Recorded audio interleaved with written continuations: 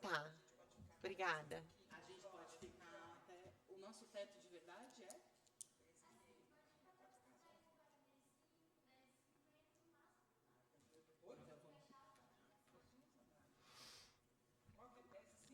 10h05? 10h45, ela falou.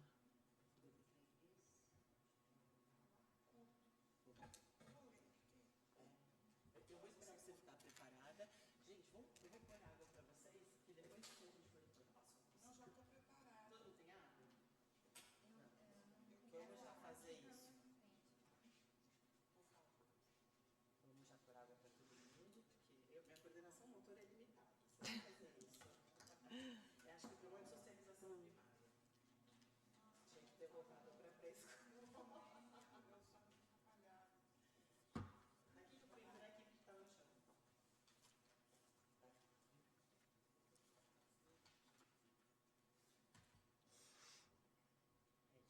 Aqui que eu fui por aqui, porque está no chão.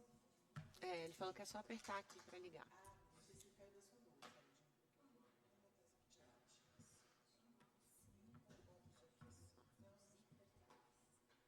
Tem copo aí? Não. Ai, eu adorei. Muitos, né?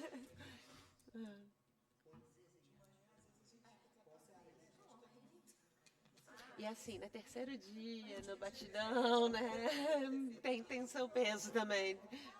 Tem seu peso. Gente, a lombar fica destruída, né? Tá bom, gente. Todo mundo com água. Pronto. Obrigada, Todo mundo Renata. aguado. Só não pegou pra mim. Oh, fica com esse aqui, eu pego meu copo aqui, ó. Você tem copo? Eu pego aquele que Isso, a gente tem copo de plástico numa mesa de mudança climática. É, aqui, ó. Copo não, Você é ecológica. Não pega ela muito bem. Ah. Olha, tinha uns resíduos no seu copo, viu? Ai, tudo bem. Era um chocolate que estava aqui dentro. Obrigada, Renata. Deixa eu pegar o nome da mesa, porque o nome tá ligado. É assim, pra falar, você tem que apertar. E aí vai, eu vou apresentar.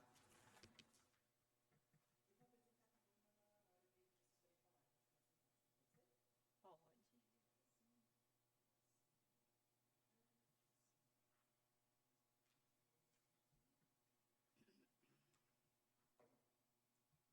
Bom dia a todas as pessoas que estão aqui nessa mesa, nesse último dia chuvoso, depois de debates intensos. Eu sou Renata Bichira, sou professora lá na USP Leste, no curso de Gestão de Políticas Públicas, e eu tive o grato convite para moderar essa mesa com mulheres incríveis e inspiradoras para esse debate tão importante sobre emergência climática, né? E o que as ciências sociais têm a dizer sobre as mudanças climáticas. Temos aqui representantes de todas as áreas das ciências sociais. Então, sem mais delongas, eu vou começar apresentando a nossa primeira expositora, né, a professora Andréia Zuri, professora da Universidade Federal de Minas Gerais, também presidenta da ABA, da Associação Brasileira de Antropologia, a quem eu agradeço de antemão. Obrigada, Andréia. Bom dia. Vocês me escutam? Tá bom assim? Tá bem? Bom dia, muito obrigada, Renata. Nosso tempo é bastante limitado, então eu queria agradecer aos colegas. Essa mesa é uma reprodução, né, uma segunda versão de um webinário que nós participamos, né, organizamos como as 4 associações, né, das ciências sociais, que é conhecido como Projeto A4, né, ANPOX, ABA, SBS e ABCP. Fizemos essa mesa no Dia do Meio Ambiente, né, em junho. Está gravado, está no YouTube, né, a versão webinário. E a gente traz, então, aqui para a ANPOX. Eu, na verdade, a minha fala de hoje, ela vai ser uma fala centrada nos aspectos que eu menciono no final da minha exposição do webinário. Então, é uma continuidade, aquilo que eu não pude desenvolver naquele webinário, eu estou trazendo, então, né, para complementação nessa fala de hoje. E é uma versão reduzida aqui, pelo tempo, de uma conferência que eu fiz na SBPC, né, junto com a Edna coordenando a conferência. Então, eu vou tentar um pouco trazer o meu argumento de uma maneira mais sintética, aqui esperando também abrir para o debate, né? Esse é o título da minha apresentação, né? Governança Socioambiental, ESG, e aí uma interrogação: novo contrato social com a natureza ou política da resignação? Bom, há mais de meio século, o debate sobre a degradação ambiental em nível planetário tem marcado iniciativas internacionais em busca de um novo contrato social com a natureza. A expressão desenvolvimento sustentável foi popularizada pelo relatório Brundtland na década de 80 e consagrada na Rio 92, né? Trouxe aqui uma imagem para a gente relembrar. Na sequência, inúmeros dispositivos de governança ambiental foram colocados em prática para tornar esse ideal exequível. A certificação de produtos florestais foi um desses mecanismos. O selo FSC, Forest Stewardship Council, Conselho de Manejo Florestal, foi criado em 1993, reunindo ONGs e algumas empresas do setor madeireiro na Europa. Hoje, com mais de 30 anos de existência, existem pesquisas que já analisam os alcances e os limites da certificação como instrumento do desenvolvimento sustentável. Mais recentemente, a proposta de uma certificação social e ambiental para a mineração promete igualmente celebrar um novo contrato social com a natureza. Centrada nos princípios da participação social, da eficiência tecnológica na mediação de conflitos, esse dispositivo de governança ganha novo fôlego hoje no contexto das urgências climáticas, sob a sigla ESG em inglês, Governança Socioambiental, né, Environmental Social Governance. Nessa apresentação, eu gostaria de abordar alguns aspectos críticos sobre esse dispositivo. Interessa entender as formas continuadas de violência lenta que produzem em nome de um suposto novo contrato social com a natureza, né? Enfim, a violência lenta produzida em nome, né, desse novo contrato social. Pretendo argumentar que o ESG responde mais à crítica ambiental e climática do que propriamente à crise ambiental e climática. Bom, de fato, as certificações ambientais são dispositivos de mercado formulados com base no paradigma da modernização ecológica, conceito desenvolvido na década de 80 por pesquisadores alemães. Sua fórmula conjuga eficiência tecnológica, consenso político e soluções de mercado como promessa para resolver os problemas ambientais e climáticos. Esse paradigma está, portanto, presente em diferentes iniciativas regidas pela macroeconomia. No Brasil e na América Latina como um todo, a economia tem sido movida pelo neoextrativismo, a partir de um contexto político que Maristela Svampa chama de consenso das commodities, ou seja, um alinhamento de posições ideológicas, tanto à esquerda e à direita, em torno da reprimarização da economia, em vários países da América Latina, né? Por isso o consenso. Mas como essa hegemonia em torno do neoextrativismo ela é construída? A partir de uma perspectiva culturalista, Mirta Antonelli demonstra como essa construção hegemônica passa pela mobilização de dispositivos da área técnica, a exemplo da elaboração de relatórios, códigos, manuais de boas práticas empresariais, produção de revistas internacionais sobre mineração em grande escala, tudo isso compondo uma discursividade do setor centrado, do setor da mineração, centrado na narrativa do desenvolvimento graças à mineração responsável. Fecho aspas. Para a autora, trata-se de uma verdadeira colonização discursiva com eficácia jurídico-normativa, epistêmica e cultural. Nesse caminho, instituições globais que representam o setor da mineração e dos metais foram sendo criadas como estratégia de expansão com alcance planetário. Esse é o caso do ICMM, International Council of Mining and Metallurgy, que é um think tank criado no contexto da Conferência de Joanesburgo, a Rio+10, em 2002.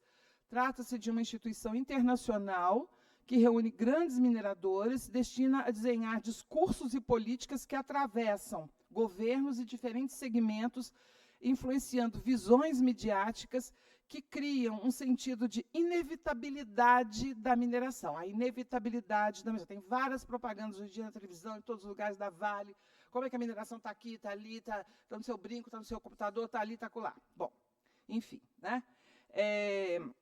Essa é uma estratégia que tem como efeito uma política resignada à indústria do dano, que é um conceito do Benson e Kirsch, Harm Industry, que eu vou desenvolver mais à frente, espero. Frases como compromisso com as gerações futuras, explorar o subsolo sem alterar o meio ambiente, integram o repertório discursivo do poder. Para Antonelli, essa estrutura é um operador de neutralização da conflitividade, ou seja, das lutas de interesses, buscando se impor como uma imagem de consenso na sociedade. A estrutura discursiva em torno da mineração responsável se apresenta como uma espécie de democracia da eficiência que oblitera o caráter da mineração como uma indústria efetivamente da destruição, uma harm industry, como definem Benson e Kirsch, que são indústrias que são inerentemente causadoras do dano, da destruição e das doenças, como é o caso da indústria do tabaco e da mineração. Por meio de uma antropologia das corporações, os autores identificam 3 fases das relações das empresas com seus críticos, né, ou com a crítica. Elas não são sequenciais e podem ocorrer ao mesmo tempo. Rapidamente, a primeira fase seria de uma negação do problema, né, as empresas negam que o problema existe, e, para isso, elas se apoiam em relatórios contracientíficos, né, com a estratégia de propagação da incerteza, a incerteza científica. Causa, não causa, não é? Então, essa é uma estratégia, né, de proliferação da dúvida.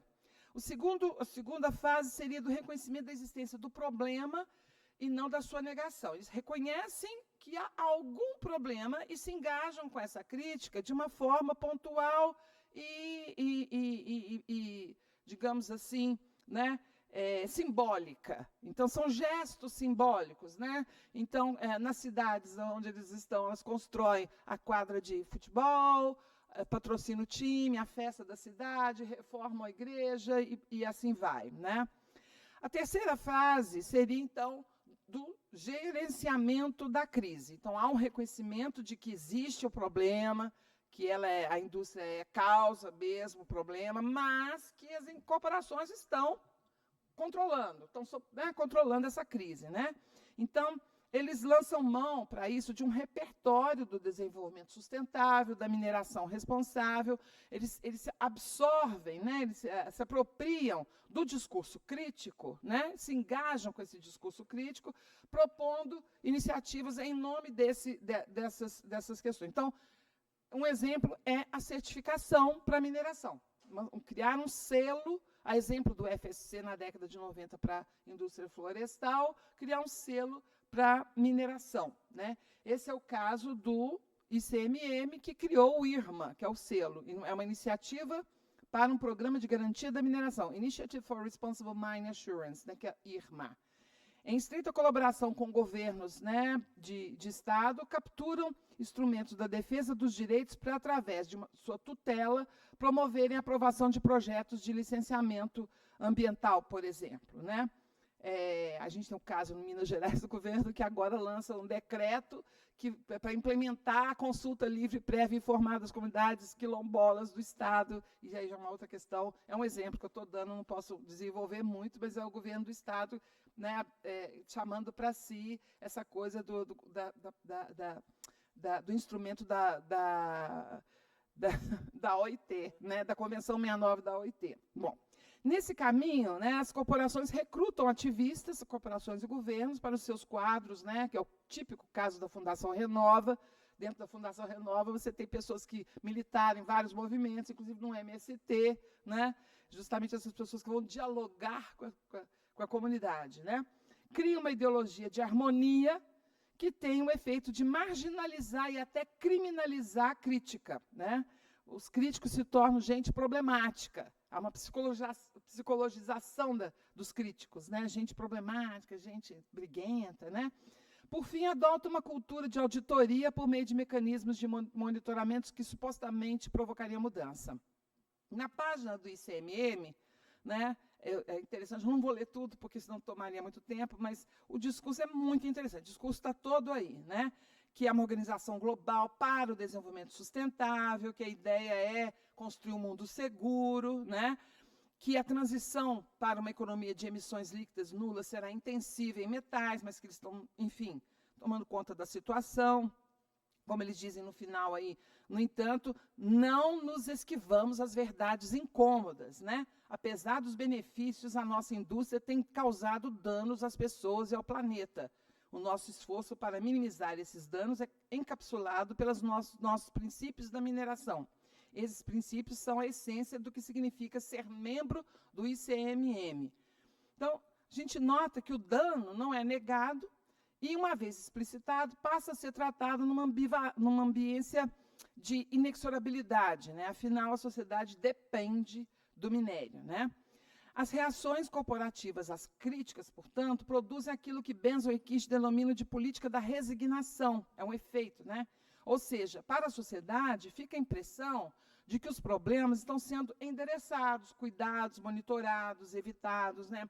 Que eles são globais, que eles são complexos, né? A exemplo de toda a questão do discurso das mudanças climáticas, né? São globais, são gerais. Então, essas estratégias, né, de diálogo com as comunidades locais e as benfeitorias nas pequenas cidades passam a figurar como compromisso das empresas com o meio ambiente e com a sociedade, enquanto que os grandes problemas, essa é a mensagem, que as empresas estão tratando dos grandes problemas e o cidadão está impotente diante daquilo, né?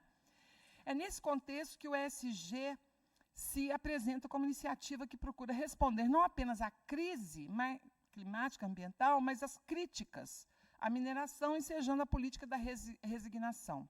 O ESG emerge em 2004 por meio do Pacto Global, que é uma iniciativa da ONU que se dedica a envolver empresas em práticas alinhadas aos direitos humanos.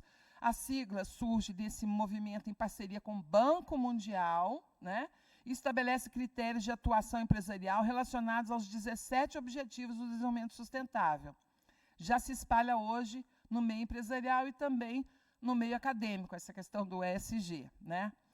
Se o compreendemos como mais uma iniciativa, entre outras, lançadas desde os anos 1980, a propósito do desenvolvimento sustentável, nós percebemos que esse suposto pacto com a natureza tem implicado na submissão da natureza ao mercado, produzindo efeitos de resignação diante do dano ambiental e do sofrimento social que o acompanha.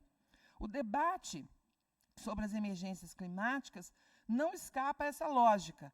Submetido ao discurso em torno da transição energética, ele vem orientado pela matemática das contas e dos investimentos no chamado mercado de carbono. O problema climático, reduzido à abstração das emissões de CO2, numa concepção quase metafísica, como argumenta Clemens Lachevsky, gera a crença de que tanto os poderosos do mundo quanto o cidadão consumidor, né, estariam lidando com o problema para resolvê-lo. Ao consenso das commodities, Maristela Svampa se soma o conceito da ao consenso das commodities, Svampa chama atenção, Svampa e Bringel, né, para o consenso da descarbonização, que produz um colonialismo energético, uma acumulação pela desfossilização. De acordo com Bringel e Svampa, trata-se de um novo acordo capitalista global que aposta na mudança da matriz energética dos combustíveis fósseis para outras sem ou com reduzidas emissões de carbono, assentado nas energias renováveis, entre aspas, e que condena os países periféricos a serem zonas de sacrifício sem alteração do perfil metabólico da sociedade ou a relação predatória com a natureza. Meu tempo acabou? Ok. Eu vou parar, então, porque tinha mais duas coisas. Eu só vou mostrar duas fotos. Eu vou mostrar só, então, as fotos aqui, que eu ia entrar aqui nessa questão mais empírica, né? Governo Zema. Aqui o governo Zema apresentando Minas Gerais, a Nasdaq, em Manhattan, em 2003, né? Ele assina o acordo do Race to Zero, né? Corrida para o carbono zero, nessa estratégia, né? Sai à frente, como ele diz, dos outros governos. É um governo que foi convidado, um supranacional, infranacional, desculpa, aí já está o totalitarismo colocado. É o ato falho aqui. Mas, enfim, né? Que está na frente dessa corrida, e ele lança, então, esse Vale do Lítio, o Vale do Jequitinhonha, que é já historicamente sublinhado como Vale da Miséria, já é, né, a propósito disso, vários projetos, ondas desenvolvimentistas, agora é o Vale do Lítio, e um projeto que, efetivamente, porque o lítio é o principal recurso para as baterias, né, de carros elétricos, que é algo defendido tanto pelo governador Zema, do Novo, ultradireita, quanto pelo governo federal, né, esse plano de que a saída é carros elétricos, né? Então, uma provocação. E aí, por último, essa imagem que para mim é emblemática, como ontem assistimos também a do eucalipto e das eólicas no Rio Grande do Norte, nós temos aqui em Minas Gerais as fazendas solares, né? Você olhando assim, é uma plantation. O sistema é plantation, né? Que é o modo de apropriação das pessoas, que tanto faz ser eucalipto, ser eólica, ser modo, né? É muito impressionante isso aqui, fica na região norte de Minas Gerais, né? Fazenda Sol do Cerrado da Vale, né? Que são centenas de hectares aí de plantation de placas solares, né? Então, que coloca também os limites dessa, simplesmente, a discussão sobre transição energética a partir de tecnologias, né? E não sobre o modo como elas são efetivamente implantadas e a finalidade a qual elas servem, né? Desculpa se eu me estendi. Obrigada, gente. Muito obrigada, Andréia. Você passou 2 minutos do tempo, é nada. Foi incrível. Agora, né, como a Andréia bem colocou no começo, essa é uma mesa que reúne as 4 associações. Agora teremos a ciência política muito bem representada pela Cristiane Lozecan, professora da Universidade Federal do Espírito Santo. Você quer que eu passe para você seus slides? Onde é que passa? Aqui. A gente pode fazer uma dança das cadeiras. Tá, pode ser também. Pode ser ali. Claro. Vamos lá. Você quer que eu passe para você? Não, posso passar.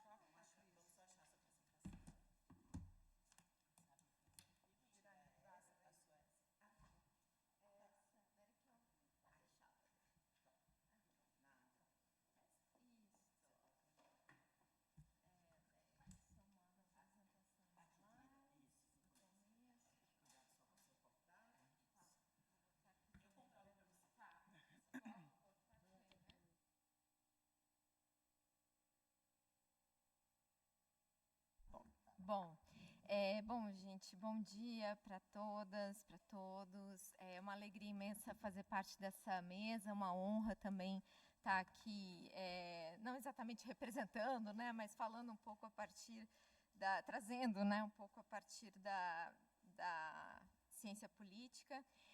Eu não vou repetir exatamente o que eu falei no webinar, porque, enfim, muitas coisas foram também discutidas ao longo da Unpox, eu acabei ficando com vontade de ir um passo além, né? Então, vai ser um pouco isso que eu vou fazer aqui, né? Eu vou aprofundar algumas ideias que eu comecei lá, mas eu queria, então, partir de um primeiro ponto, que seria pensar na agenda, a entrada da agenda de pesquisa, a entrada dos pesquisadores em agendas ou pautas de crise, né? E o que isso significa e representa para o nosso fazer, né, enquanto cientistas sociais, independente da área, né? E aí um pouco trazer os desafios a partir de uma pesquisa que eu estou coordenando, né, especificamente, que é um pouco os desafios de certas confusões e tensões que vão se criando, né, até em torno de nomenclaturas e conceitos dentro do campo. Então, eu vou mais apresentar a confusão, né? Eu não tenho respostas. Mas aí, né, eu queria só colocar logo que eu acho que apresentar a confusão é um pouco levantar aqui uma bola de que eu acho que é necessário justamente uma atuação das ciências sociais nesses momentos de crise, uma ideia, né, claro, de influenciar o debate público, mas também muito importante esse trabalho da gente entender o que está acontecendo, né, e um pouco tentando, né, mapear o campo discursivo da crise, né? Então, rapidamente dizer para vocês, né, que esse trabalho então, que eu vou apresentar, ele faz parte do edital do CNPq Universal de rede. A gente constituiu a rede Climatizando, a Lorena faz parte, a Marcela, que está ali em cima também, várias outras pesquisadoras. E a ideia central, só para vocês entenderem o que eu vou falar, a ideia de climatização aqui, por isso eu queria trazer isso, porque várias coisas foram faladas, eu ouvi ao longo da Unbox. A nossa ideia não é apresentar uma posição definida, ou contra ou a favor, ou marcar algum território específico nesse tema, mas investigar o que está sendo produzido em nome do clima. Né? Eu acho que é muito mais abrir, no sentido de políticas públicas, da litigância, das formas de ação coletiva, dos financiamentos para os setores da sociedade civil, a própria academia. Né? Então, a emergência climática entra como uma agenda para vários campos. Né?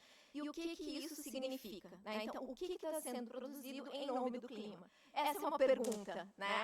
Alguns pesquisadores têm mais tempo de atuação nessa rede, já tem mais respostas do que outros, mas, de forma geral, a gente está interessado nessa pergunta. Né? Então, o que eu vou apresentar agora é uma discussão que me foi provocada por uma rede da qual eu faço parte, que é a Climate Social Science Network, da Brown University, e onde eu preciso dar também o crédito aqui ao Carlos Milani, né, que foi quem me introduziu ali, numa discussão sobre obstrução climática. Né, que é muito pouco ainda conhecida, né? Esse trabalho que eu vou falar provavelmente não vai dar tempo de falar tudo, então eu já vou dizer que no final vou deixar a referência, né? Mas então um pouco o meu esforço aqui foi de tentar entender no campo das ideologias, né, o que está sendo falado, então em termos de clima, né, e de disputa em torno do discurso climático. Então são três, fundamentalmente, as ideias. Uma é de obstrução. A obstrução climática ela vem sendo trabalhada em alguns lugares como similar ou equivalente ao negacionismo, né? Mas, enfim, a minha ideia, de muitos outros colegas também que estão trabalhando aí, é que há uma diferença importante entre obstrução e negacionismo. Essa diferença ela é importante para a gente entender o debate político, sobretudo quando a gente insere uma outra crise ainda, que é a crise democrática. Né?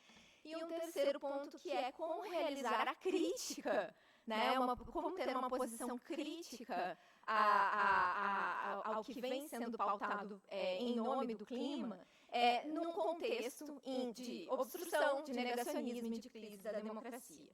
Então, eu vou apresentar já aqui nesse quadro, medonho, desculpem, me preparei no tablet ontem à noite, mas, né, enfim, essas tendências que eu venho mapeando, né, e a relação delas, então, também com um pouco, né, o que acontece quando essas coisas todas se encontram num contexto de crise democrática. Então, a gente vai ter, né, grupos que vão defender, né, ações de combate às mudanças climáticas via mercado, muito do que a Andréia falou, né, eu vejo aqui, né. Ou seja, as soluções, né, a posição frente às mudanças climáticas é que as soluções são encontradas via mercado, né? Então é possível, um pouco na esteira, né, da modernização ecológica, é possível resolver via soluções de mercado, e ela tem uma visão convergente com a democracia liberal, e aqui fazer uma ressalva também de que já tem alguns estudos apontando para alguns problemas, né, em alguns países já também namoros com certas posições autoritárias e fascistas, né? Então tem algumas coisas aí interessantes também surgindo. A outra posição é uma que defende criticamente ações de combate às mudanças climáticas, que é essa posição que eu falei para vocês, então, ali da crítica, né? Onde as soluções não estão no mercado, né? E aí exatamente apontar que é no sistema capitalista que está a raiz do problema, né? Então a gente não vai achar a solução onde está exatamente a origem desse problema. E aqui a posição essa é uma posição que é convergente com uma perspectiva de uma democracia mais radical que liberal, e na verdade onde o debate sobre democracia não é tão central, e sim o debate sobre justiça vai ser colocado como um elemento mais importante. Eu vou mostrar, depois vou trazendo exemplos que vão mostrar um pouco por que isso vai sendo arranjado assim. O negacionismo, né, que são aqueles que negam efetivamente, declaradamente, o aquecimento global. Vamos dizer que é um problema ilusório, que o mercado não deve se preocupar com isso, né, então não é um problema. E é uma perspectiva que, no terreno da crise democrática, ela é convergente com autoritarismo, populismos antidemocráticos, etc. E a última posição, que talvez seja a mais difícil de identificar, que é a da obstrução, né? Que são aqueles que não negam exatamente o aquecimento global, que até afirmam que ele existe, mas agem flexibilizando medidas de redução, flexibilizam políticas que têm como efeito, né, o agravamento do problema climático. Então, ali, né, nessa posição, o problema existe, mas ações para resolvê-lo são muitas vezes custosas politicamente. Então, é uma posição que ela é muito mais instável e dependente da conjuntura política e da relação de forças colocada, né? E é um pouco, acho, que a gente tem visto nesse momento de frente ampla do Brasil, né? E, finalmente, do ponto de vista da concepção política, ela vai ser convergente com uma ideia, né, de democracia liberal, representativa, etc. E muitas vezes, inclusive, participativa, né? Mas o que eu vou mostrar agora para vocês são alguns exemplos de como essas diferentes posições, elas são muito complicadas da gente lidar na prática, no cotidiano, nos enfrentamentos, porque elas são muito entrecruzadas e existem muitas torções nisso. Então, eu vou começar mostrando para vocês aqui, até o quanto meu tempo der. Tá, então... Tá, aqui, né, eu estou trazendo um trabalho feito pelo Instituto Democracia em Xeque, que tem observado e feito pesquisas sobre negacionismo, desinformação. Aqui é sobre o desastre no Rio Grande do Sul, né, as fake news. E aí, vocês já devem ter ouvido falar no HAARP, né? Que é essa ideia de que essa tecnologia HAARP que causou e que causa os problemas ambientais. Eles fizeram um mapeamento que mostra, assim, o sucesso absoluto dessa teoria nas redes, né? Então, é isso, são coisas que existem de fato, então elas acabam tendo uma certa verossimilhança, mas ao mesmo tempo elas são distorcidas na explicação toda, produzindo uma falsa ideia, né? Então, nesse caso aqui, o aquecimento, isso entraria no negacionismo, né, no sentido de que eles vão dizer que é falso, né, isso está sendo construído por um objetivo de dominação, etc. Aqui é o Instituto Plínio Sampaio, né, que é um dos que vem capitaneando há décadas, né, essa discussão, a ideia do negacionismo, né, que vão também trazer, eles financiam alguns pesquisadores que vão rebater e dizer que não há consenso, e eles usam argumentos até das ciências sociais, né? Então, eles vão trabalhar, por exemplo, a ideia de controvérsia científica, né, para dizer que não é um consenso, que não existe. Então, só para a gente ir vendo como, né, aqui é mais uma torção ainda, né, da coisa toda, que é uma publicação também que acusa a Via Campesina e outras redes, né, de movimentos sociais latino-americanos de serem negacionistas. E isso aqui é um canal do agro, e eles são acusados de negacionistas porque eles são contra os transgênicos e a biotecnologia na produção agrícola, né?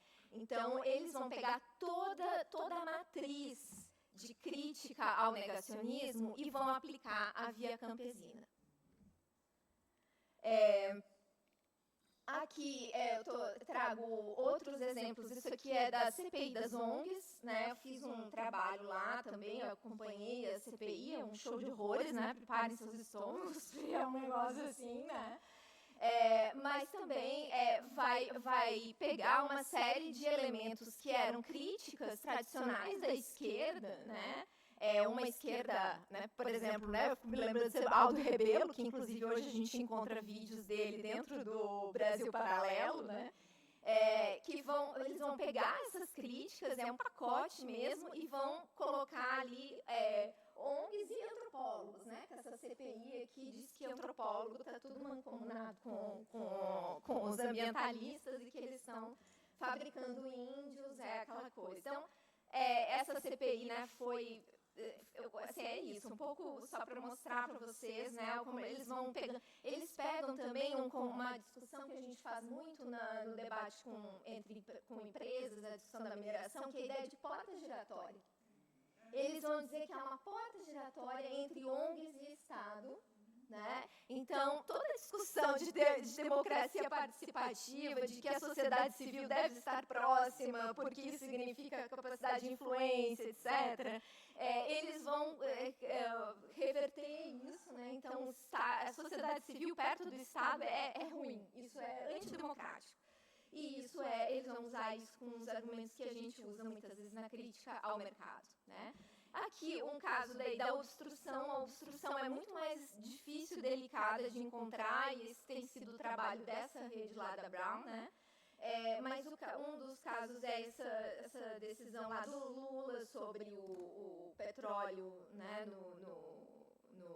lá no norte, né? Então, só para trazer também aqui, aí, né, a questão ali, né, o pedido de licença na Foz do Amazonas, né? Então eles vão trazendo a questão do fracking, né, do gás. Aí tive que trazer o Átila, né? Porque então a obstrução climática também está entre nós, né? Então a gente vê como isso vai, né, vai se amaciando isso, né? E aí, aqui ainda é uma outra coisa que eu acho que, inclusive, não é exatamente obstrução, talvez seria um ilusionismo climático. Isso aqui é uma publicação do Escritório de Advocacia, né, que vai repercutir entre os seus clientes a publicação que muda a silvicultura e passa a entender a silvicultura, né, como parte de flexibiliza o licenciamento e como sendo algo que é benéfico para a transição energética, né? Plantar o eucalipto, então, né, enfim. E aí, né, aqui a perspectiva crítica que a Andréa também mostrou no final, acho que um grupo mais emblemático nisso, né, é o grupo Cartas de Belém, né, que vem mostrando a questão. Eu peguei alguns pontos aqui, né?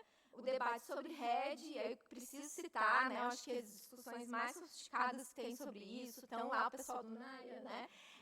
E aí fala aqui, né, o conceito de assetização, a crítica à bioeconomia, a ideia de adicionalidade que a Marcela e Tatiana vem produzindo, né? E o quanto isso é complicado, porque assim, já vi em alguns momentos, né, essa crítica ser acusada de negacionista, né? Então é isso que eu acho que é importante a gente um pouco, né, entender aqui no nosso trazer para essa discussão. A questão dos renováveis, dos minerais críticos, né? Então, um pouco essa perspectiva. E aí eu finalizo, então, só deixando que eu não consegui trazer o argumento todo aqui, mas aqui está, né? Se vocês quiserem acessar, o livro está disponível online pela editora Campos, lá do Instituto Alemão, que eu não vou ter capacidade de dizer o nome, mas é o IDZ, a gente lê alemão, a gente diz assim, lê pronto, né? E está ali o capítulo, se vocês tiverem, né, quiserem conhecer mais o argumento. Espero não ter passado muito. Muito obrigada.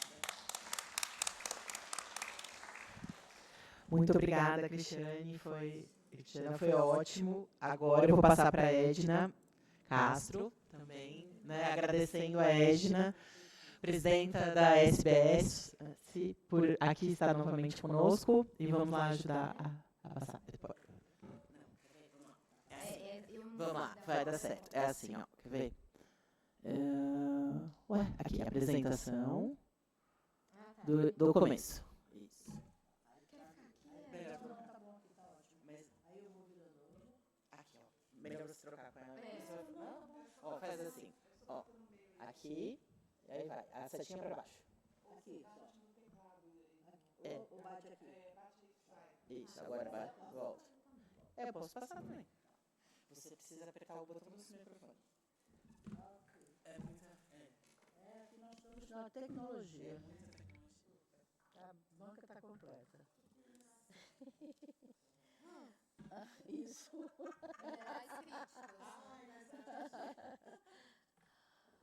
Bom dia a todas as pessoas aqui presentes e que estão nos ouvindo também, nos assistindo.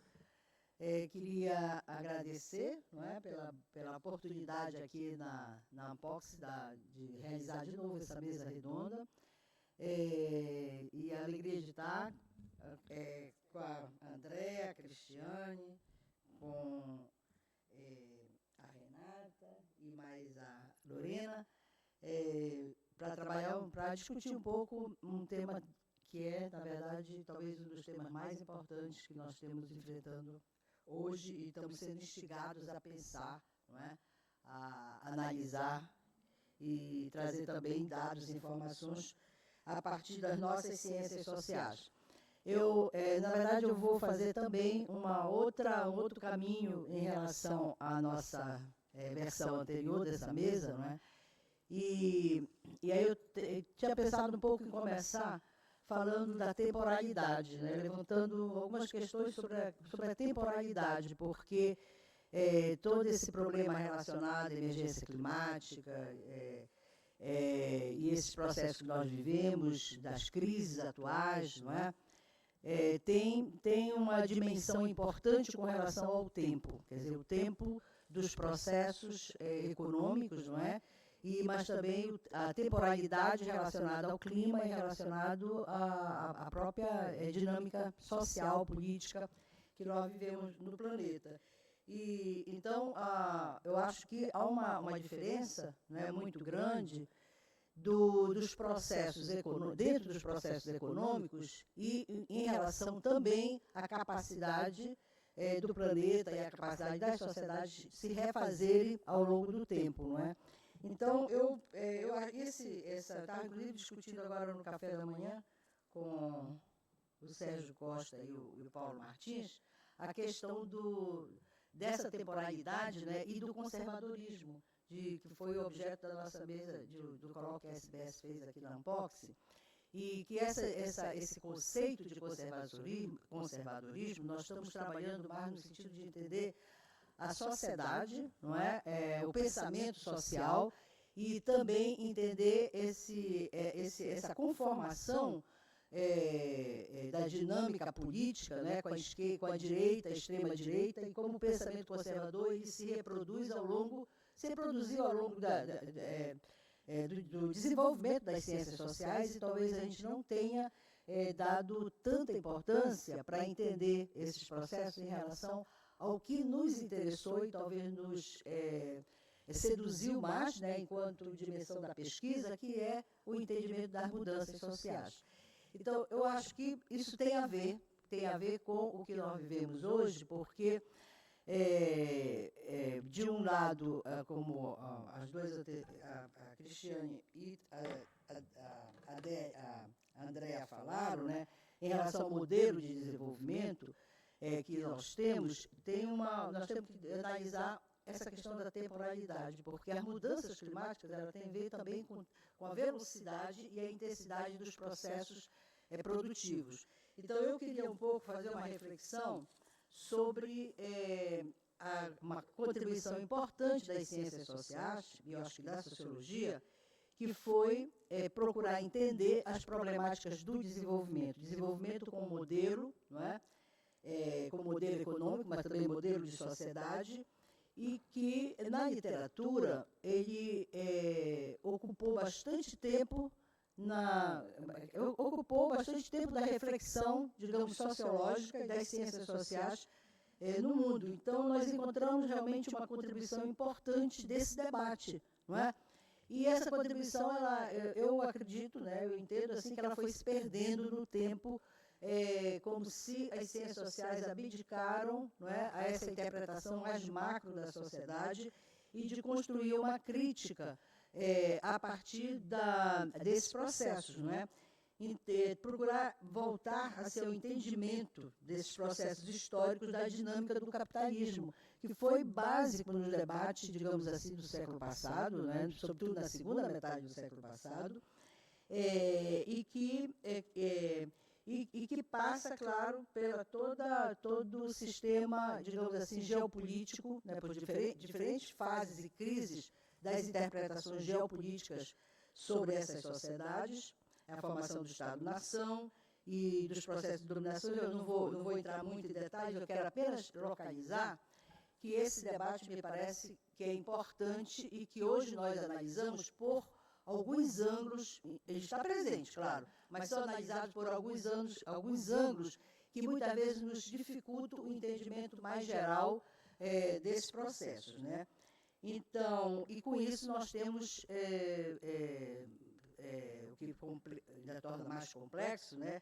Nós temos a emergência de novas questões que são postas ao conhecimento das ciências sociais e econômicas como eventos das crises políticas que nós vivemos hoje, da crise climática, não é? E também de processos sociais com relação à democracia, com relação a um aumento dos sistemas conservadores, de processos antidemocráticos, não é? Então, um balanço da trajetória do debate intelectual e político sobre desenvolvimento, ainda que parcial, nos ajudaria a identificar os sentidos subjacentes às ideologias e utopias que predominaram desde o século XVIII, né, até o presente, e que são com narrativas, conceitos e sentidos produzidos no jogo de relações entre agentes e agências. Eu chamo a atenção para abordagens contemporâneas, vindas, sobretudo, do pensamento crítico, né?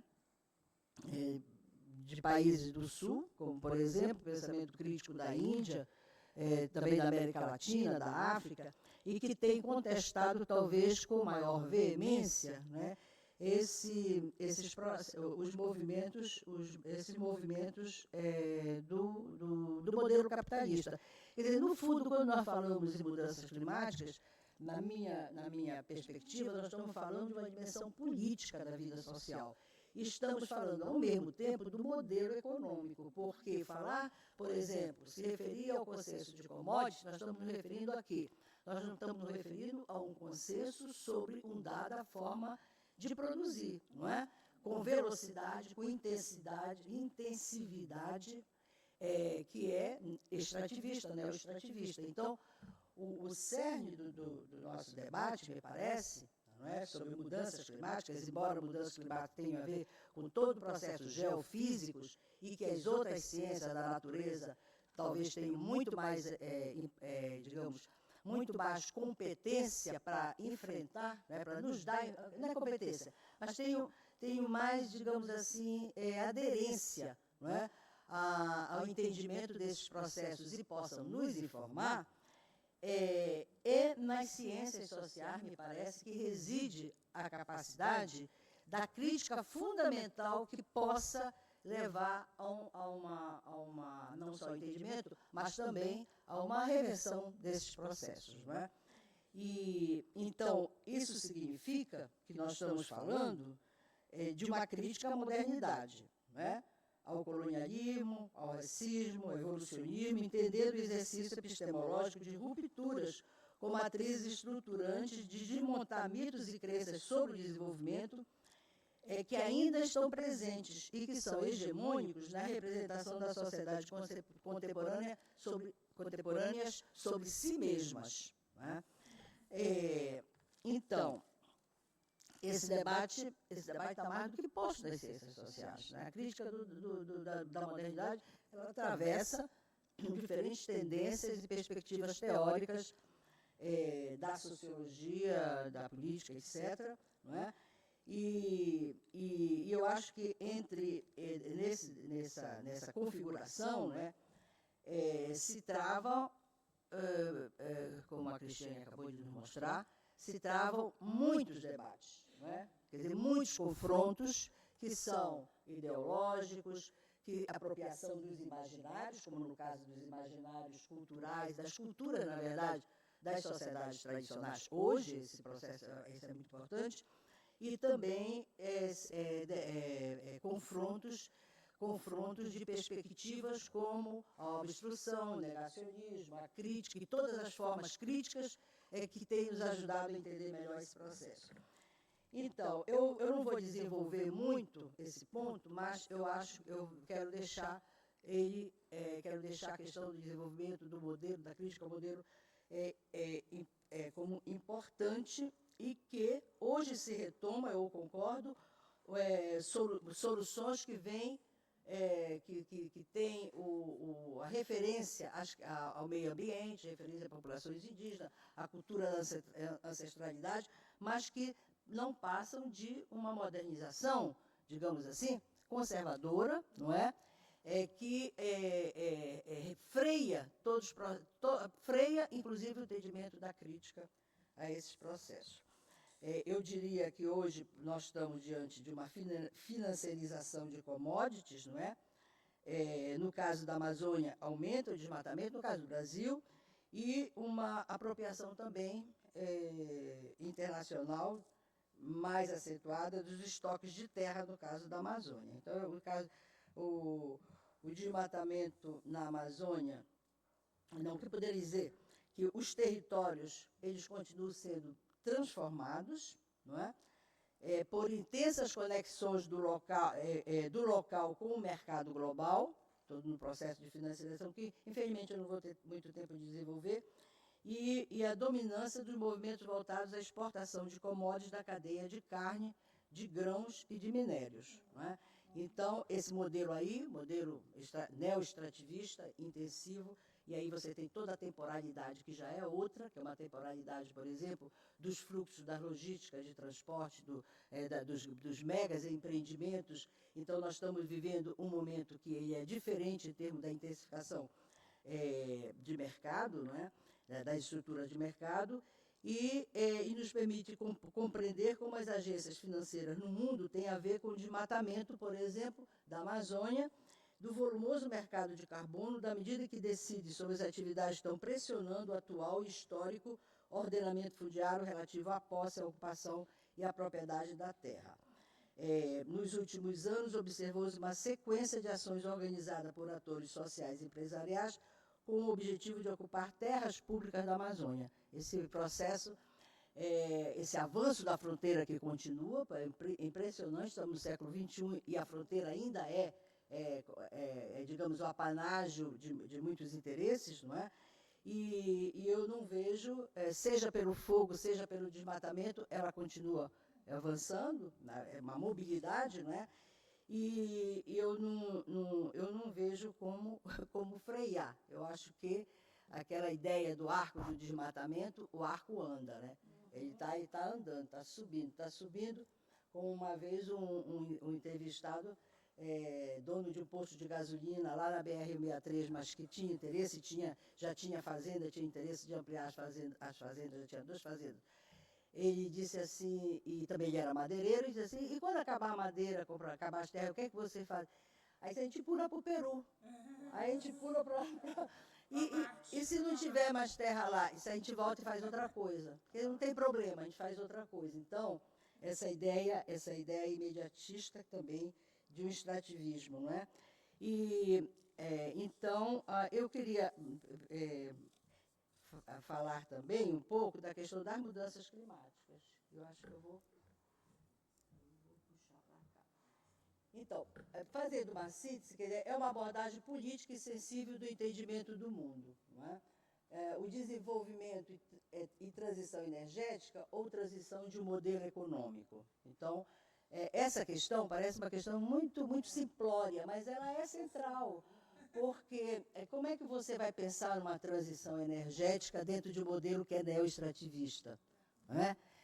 Aí você passa as usinas de energia solar, sobre as quais nós ainda não temos estudos suficientes para saber quais são os impactos sobre as mudanças globais, né, sobre o aquecimento. Eu fiz essa pergunta a vários colegas que são estudiosos da área mais de ciências naturais, né, e de física, e eles não têm ainda avaliação dos efeitos.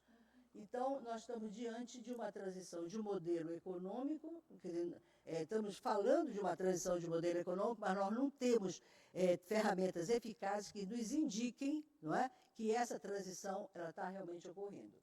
discutir a natureza da transição energética face ao movimento e crises contemporâneas do desenvolvimento como um elemento fundamental, e eu acho que as ciências sociais, a contribuição da ecologia política passa a ser quase que um imperativo, não é?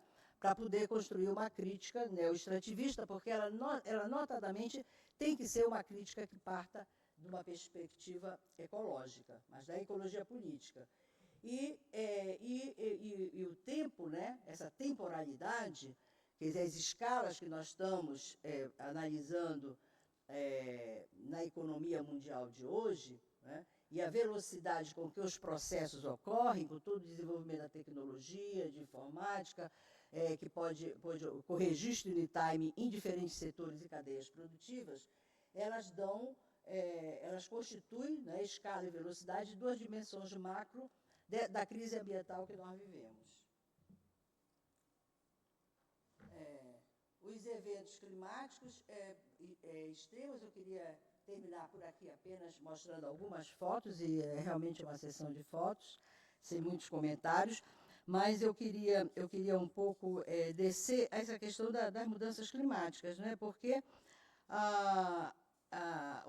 o que nós estamos observando, eu acho que a gente tem que falar mais, não é? A gente tem que falar mais dos efeitos das mudanças climáticas, para nos sensibilizarmos para pensar nas causas. As causas nós conhecemos. A ciência já produziu muito conhecimento, e eu estava levantando um pouco, numa outra palestra que eu fiz, eu levantei os livros, né? Fiz um pouco um repertório de livros, de boletins, de uma série de documentos que há 30 anos para cá vem alertando, vem mostrando, vem indicando a necessidade da mudança do modelo econômico, não é? Bom, então, eu não quis trazer hoje, mas, de qualquer maneira, a ciência produziu conhecimento. Nós temos, então, a pergunta é por que esse conhecimento ele não repercute nas decisões do campo político, no campo das decisões políticas, ao contrário. Quer dizer, o que nós observamos no mundo é um retorno, né, àqueles lugares que são lugares mais do negacionismo, são lugares do silenciamento, não é? E eu acho que as ciências sociais elas deveriam passar mais por uma postura política, pública, ao enfrentar as questões relacionadas ao meio ambiente. Então, tem temas que realmente não me interessariam trabalhar, porque não levam a fundo esse problema, né? Então, há uma aceleração, quer dizer, alguns autores, inclusive Luiz Marques, o Paulo Artacho, né, que são de outras áreas, eles têm alertado sobre a necessidade de transitar para um outro sistema energético, mas também outro sistema alimentar. Estou terminando o meu tempo. Então, e aí entra a questão da aceleração, não é? A aceleração da economia, o crescimento da economia, mas esse conceito de aceleração ele remete à temporalidade, né? E essa temporalidade ela não permite uma reprodução do passado, ela não permite uma reprodução dos sistemas, inclusive a respiração desses sistemas, né? Eu acho que essa questão é fundamental. Tem relatórios substantivos sobre as mudanças climáticas, e eles têm mostrado que vem ocorrendo com o aquecimento do sistema Terra, que continua, e, no entanto, as decisões nas reuniões globais, como também o painel intergovernamental sobre mudanças climáticas, o IPCC, tem mostrado que as metas estão aquém, né? Tem definido metas aquém do necessário para reduzir a velocidade do aquecimento e das mudanças. Então, os eventos climáticos, como nós sabemos, não é novidade, têm ocorrido, entre outros, com chuvas torrenciais, secas prolongadas, ondas de calor, vendavais e tornados, furacões, como agora na Flórida, o Newton, além do furacão de muita potência, ao mesmo tempo ocorreram mais ou menos mais de 100 tornados no mesmo território, né, um dia só. Isso que foi uma ocorrência realmente considerada como extraordinária. Então, altas ou baixa temperatura. E aqui eu trouxe umas fotos para a gente um pouco parar para pensar, não é? que são fotos da Amazônia. Essa foto é da seca, agora atual, lá.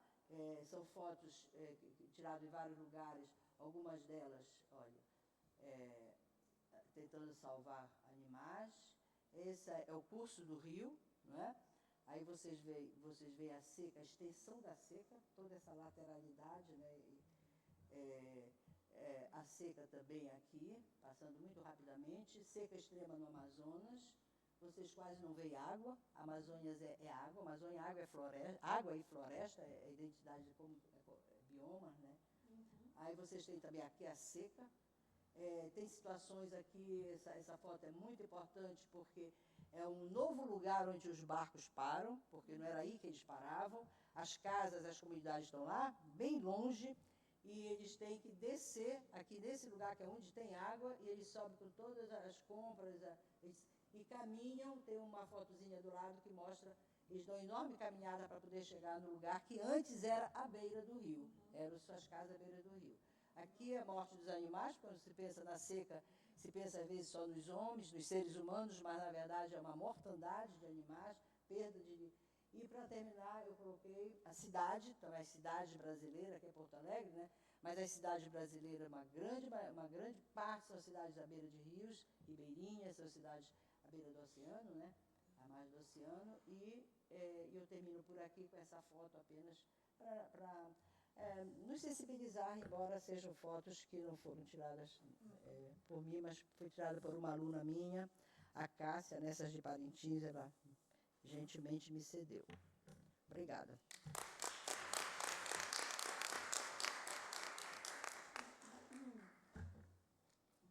Obrigada, Edna, pela sua excelente apresentação também agora. Por último, mas não menos importante, para encerrar aqui a nossa mesa, ótima ideia, inclusive, a gente tem a Lorena, né? A Lorena Fleury, né, que é professora também de Sociologia na URG, certo? Então, por favor, obrigada. Eu que agradeço, Renata. Então, bom dia a todas as pessoas aqui presentes. É uma imensa alegria, né, estar realizando esse debate aqui com vocês. Para mim é sempre uma honra enorme compartilhar a mesa com a Andréia, compartilhar a mesa com a Edna, com a Cristiana, também com a Renata. Eu fico imensamente feliz, né? Então, são professoras que me inspiram, né? Trabalho me inspira muito e que ter a oportunidade de ter esse diálogo intelectual sempre é bastante instigante e motivador, né? E fico feliz também das pessoas estarem aqui presentes para a gente discutir esse tema, né? Que é um tema que tem que já vinha mobilizando, né? Que nos mobiliza a todas já faz algum tempo, né? Essas discussões e um pouco a motivação inicial da mesa, né? Qual que é o lugar das discussões, né? Sobre emergência climática nas ciências sociais. Está inerentemente vinculado a qual que é o lugar das discussões ambientais também, né? Nas ciências sociais. E é o que tem nos movido mesmo, né? Nossas agendas de pesquisa já há bastante tempo, mas esse tema, para mim, acabou se impondo de uma forma ainda mais intensa, vamos dizer assim, porque justamente eu venho da Universidade Federal do Rio Grande do Sul, eu moro em Porto Alegre, né? Eu tenho aqui outros colegas também de Porto Alegre, que também moram em Porto Alegre, e a gente, como vocês sabem, né, como a Edna acabou de mencionar, a gente foi recentemente atingido, né, por uma catástrofe de gigantescas proporções, né? Uma catástrofe realmente histórica, né? E como todo desastre, não é algo que aconteceu, passou, né? A gente está lidando com isso ainda. E aí, quando teve esse convite, né, para a gente, bom, a primeira versão dessa mesa, digamos assim, ela aconteceu no momento em que a cidade de Porto Alegre ainda estava, né, com regiões submersas, né? Vocês sabem que, enfim, no final de abril, início de maio, a gente teve um volume de chuvas completamente extraordinário, né? Depois eu vou falar um pouquinho mais sobre isso, que atingiu 95% do estado do Rio Grande do Sul, deixou debaixo d'água, né? 471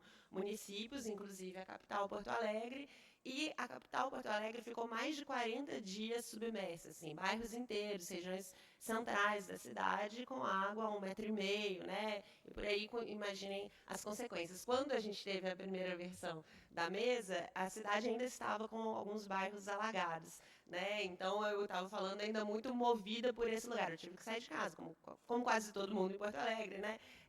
E aí, quando agora a gente, né, a Mariana Chaguri fez a proposta da gente repetir, eu também fiquei pensando, tá, mas naquele momento minha fala tinha sido muito a partir desse lugar, né, de uma Porto Alegre alagada, qual que seria o sentido de repetir isso aqui? Mas eu achei que fazia sentido, ontem até conversei um pouco com o André sobre isso, né, acho que fazia sentido, por um lado, para a gente continuar falando sobre Porto Alegre, sabe? Eu acho que para a gente não entrar naquela lógica de passou, né? A gente tende a já entrar no próximo desastre, né? Qual que é a próxima? E aí, com isso, a gente perde, acho que foi fundamental a gente não trazer essa questão da temporalidade, né? A gente entra numa lógica que não é compatível com a temporalidade de um desastre mesmo, né? Que está o tempo todo agenciando, né, diferentes temporalidades. É sobre o futuro, mobiliza nossas memórias, eu acho que é importante que a gente parta disso, né? Mas também um segundo motivo é porque, de fato, é muito emblemático, eu acho, né, o que aconteceu em Porto Alegre é também muito emblemático, a gente tem a partir dali muitos elementos que eu acho que valem a pena reforçar, né, para que a gente possa, então, de novo, pensar sobre esse lugar, né, da discussão climática nas ciências sociais. Então, assim, vai ser um pouco a partir dali que eu vou falar, né, e aproveitando também, né, foi ótimo ouvir as novas contribuições que as colegas trouxeram. Bom, então, assim, quando eu digo, né, que por que essa catástrofe que aconteceu em Porto Alegre ela é tão emblemática, eu vou colocar aqui. Obrigada. Senão eu posso ficar muito tempo falando, né, sobre o que aconteceu, né? Então, assim, então, o primeiro ponto, por que eu digo que é tão emblemática, né? Eu acho que é importante dizer, porque, assim, eu estava dizendo que atingiu todo o estado do Rio Grande do Sul, mas eu vou falar mais a partir de Porto Alegre, que foi uma cidade que ficou colapsada, né? A gente teve a cidade inteira em determinado momento que ela não tinha, os fluxos todos da vida da cidade estavam comprometidos, né? Um primeiro ponto, acho que é importante que se diga isso, né, até para a gente sair de um lugar assim de áreas de risco, que é uma forma pelas quais esse debate muitas vezes toma forma, e que é uma forma bastante conveniente, porque, de certa forma, dá uma sensação de refúgio. Não, são aquelas pessoas que moram em lugar indevido, que foram atingidas e que acaba, de alguma forma, até culpabilizando as pessoas, né, que perderam suas casas, e não se trata disso, né? Eu acho que a ideia de área de risco, ela fornece um conforto, assim, então existe um lugar seguro, eu acho que isso acaba impedindo, sendo uma forma da gente até obstruir, em alguma medida, né, para dialogar um pouco com o que a Cris discutiu, a centralidade do debate, né? Mas se a cidade toda de Porto Alegre ela se tornou comprometida, né, a gente tem vastamente documentado, assim, que só se chegou a essa situação devastadora, né, porque a gente teve um componente muito importante de uma omissão da gestão pública, né? Então, assim, a cidade de Porto Alegre, ela tinha todo um sistema de diques, um sistema de comportas, ela estava com uma carência de manutenção do saneamento, então a gente tem uma série de ações, né, que não foram tomadas de manutenção, a gente tem uma série de ações, uma série de escolhas de pontos, né, de decisões durante o processo das enchentes que não ocorreram ou foram decisões tomadas de uma forma enviesada. Então, a gente tem um comprometimento mesmo, né, da gestão pública.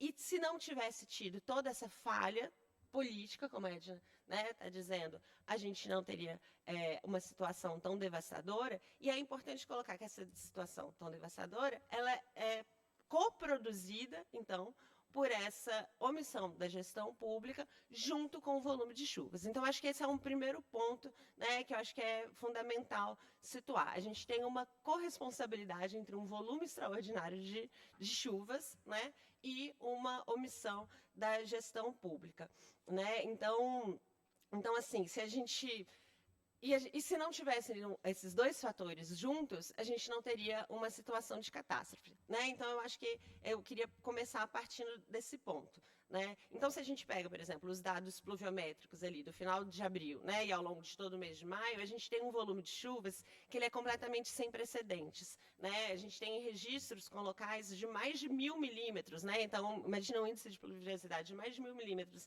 em alguns lugares, onde a média histórica para esse período seria algo em torno de 300 milímetros de chuva, né? Então, em mais de um século de registros, nunca antes havia se registrado um volume de chuvas comparável a esse que aconteceu nesse período, né, de abril a maio no Rio Grande do Sul, e que aconteceu nesse período em Porto Alegre. E eu acho que é importante a gente considerar isso, para a gente entender esse quadro, para a gente caracterizar que a gente está diante de um contexto de extremo climático, sim. Eu acho que é isso também as imagens que a Edna traz reforçam, né? Então, a gente está vivenciando uma situação que é uma situação extrema, que é uma situação que não condiz com os registros que a gente tem, ou seja, que está dentro desse quadro de imprevisibilidade, que é uma das características, né, pelas quais a gente pode caracterizar justamente o antropoceno, né?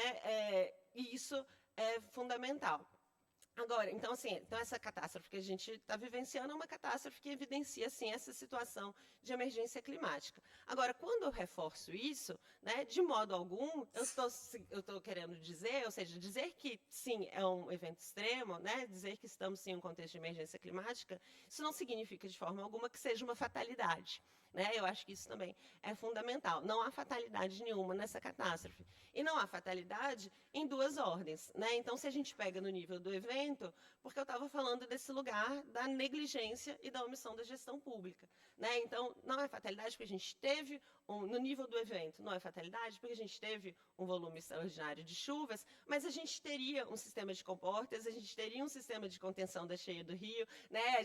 Vocês provavelmente já sabem, Porto Alegre é uma cidade que tem um muro que tem 6 metros de altura, então, o rio, né, subiu a 5,5 metros, então, em princípio, ele teria segurado, né? Então, são por escolhas, por decisões que são decisões políticas, né, que são decisões que são vinculadas a uma neoliberalização de gestão pública, a um sucateamento dos órgãos que deveriam ter feito a manutenção, né, por definições de agenda. A gente teve uma fala do governador falando assim, a gente sabia que a gente tinha que fazer alguma coisa, mas não era prioridade da nossa agenda, né? Então, assim, de fato, por esse lugar, né, das agendas políticas, dessas decisões, né, a gente pode afirmar, né, que se tivesse sido feita a correta, por exemplo, manutenção do sistema de diques e comportas, a gente não teria uma catástrofe dessa magnitude de Porto Alegre. Então, no nível do evento, isso está diretamente vinculado a decisões, ainda que a gente tenha tido esse volume extraordinário de chuva. Mas também, se a gente não fica apenas nessa escala do evento, se a gente pensa numa escala macro, se a gente coloca esse evento junto dessa série de outros eventos, né, que a Edna trouxe, né, também a gente não está falando de nenhuma fatalidade, né? Então, assim, mesmo quando eu afirmo, né, que esse evento extremo está vinculado às mudanças climáticas, a gente não está falando de forma alguma de uma obra do acaso, porque a gente sabe que as mudanças climáticas, elas são consequência da ação humana, né? Então, hoje a gente também já tem um consenso científico, a gente consegue afirmar com segurança, né, que as mudanças climáticas, elas são resultado da ação humana, mas não uma ação humana genérica, né? Não uma ação humana universal, né? Também acho que isso é fundamental. Não é assim, bom, a humanidade, enquanto espécie, né, nos conduziu a esse processo, a gente chegou nesse processo por causa disso. Né? Ao contrário, a gente sabe que as mudanças climáticas, elas são consequência de uma forma muito específica de habitar o mundo, né, transformando tudo em recurso, uma forma muito específica de habitar o mundo,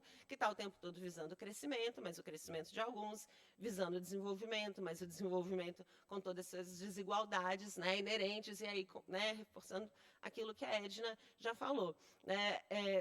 Nessa primeira versão da mesa, eu mencionei um fato, e agora eu vou repetir, porque eu acho que é interessante, né? Porque eu sempre, assim, para situar esse debate, eu sempre me lembro que há 10 anos atrás, em 2014, quando eu participei como membro da delegação brasileira na Conferência das Partes das Nações Unidas para as mudanças climáticas, eu estava como delegada, e numa das reuniões internas, né, da delegação brasileira, a então ministra do Meio Ambiente, que era a Isabela Teixeira, ela fez uma fala muito categórica, né, para a delegação brasileira, visando pensar, né, a construção de um consenso em torno da posição do Brasil na COP. Ela, em determinado momento, ela falou para todas as pessoas da delegação, olha, porque vocês têm que ter muito claro que clima não é uma questão de meio ambiente, clima é uma questão de desenvolvimento, né? E ela foi, assim, bastante incisiva ao afirmar isso, né? Que é um pouco na linha do que a Edna também está trazendo, né? Então, assim, eu acho que é fundamental a gente ter essa clareza, né? Porque, justamente, para que a gente possa, então, reforçar a contribuição que a sociologia, né, seja pelo acúmulo que já se tem de uma sociologia, né, do desenvolvimento, uma sociologia crítica ao desenvolvimento, né, e todos esses aspectos, tem para trazer, para discutir, então, as mudanças climáticas, né. Então, é nesse sentido, e aí enfatizando, né, que as mudanças climáticas, elas são necessariamente uma discussão de sociologia, né, ou uma discussão de ciências sociais, né, estou falando a partir da sociologia, mas da antropologia, da ciência política, né, para a gente dar conta de entender e incidir sobre o que está acontecendo e o que virá, a gente precisa necessariamente de muitas ciências sociais, né?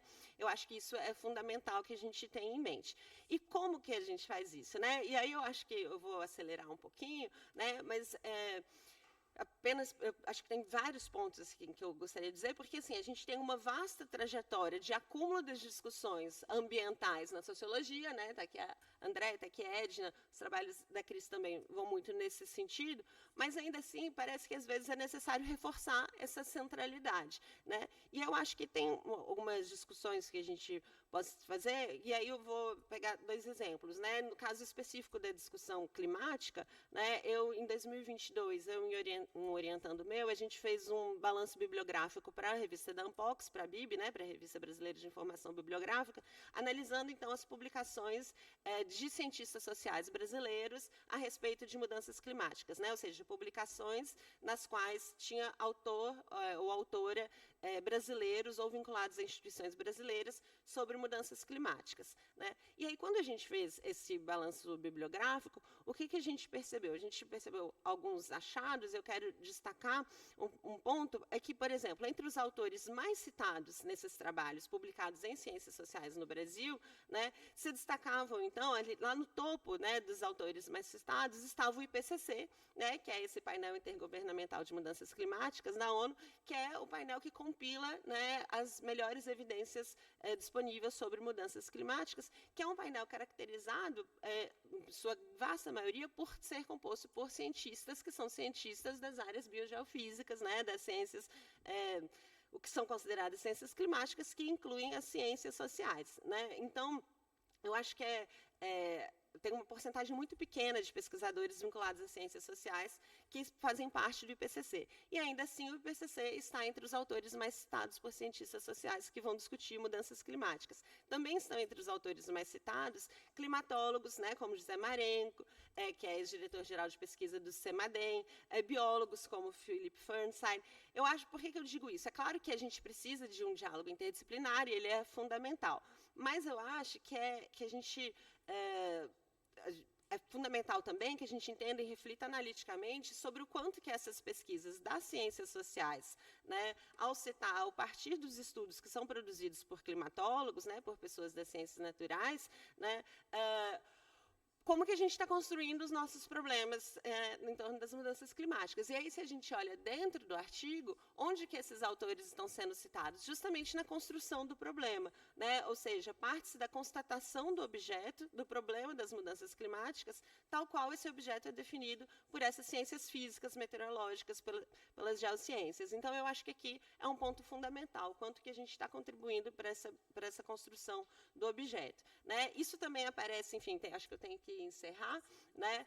Isso aparece em outros momentos. E aí, o que eu quero dizer, né? Eu acho que assim, a gente tem toda uma agenda, né, a partir dessas situações, que são agendas que podem ser bastante diretas no sentido das desigualdades, né, que aparecem, no caso, num contexto de catástrofe, né, as formas de ativismo, as relações sociedade-estado, tem tudo isso, mas eu acho que também a gente tem uma contribuição enquanto ciências sociais, né, para dar a partir, então, para disputar essa formulação dos termos dos problemas, para que a gente não precisa, né, assim, assumir que esses cientistas definem qual é o problema e a gente só faz a mediação depois. Ou seja, as mudanças climáticas, elas não são a mesma coisa para todo mundo em qualquer lugar do mundo, elas têm uma dimensão política que é crucial, e quem tem algo a dizer sobre isso, e a gente precisa construir e disputar esse espaço, são as ciências sociais. Então, também isso é um convite, né, para que todos nós passamos, né, a incorporar esses temas, né, e passamos a disputar essa construção do objeto.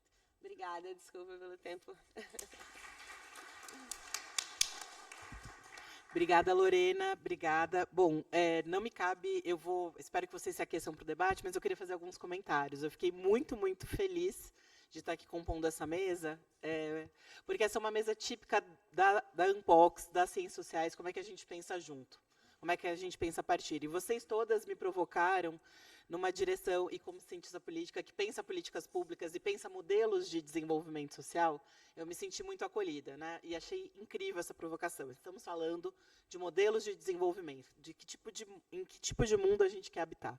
E eu queria provocar vocês, a partir do que vocês falaram, a pensar como é que a gente aborda a temporalidade dos processos, mas também a sua espacialidade. Eu acho que, desde a fala da Andréia, esse é um fio da meada muito importante para mim, né?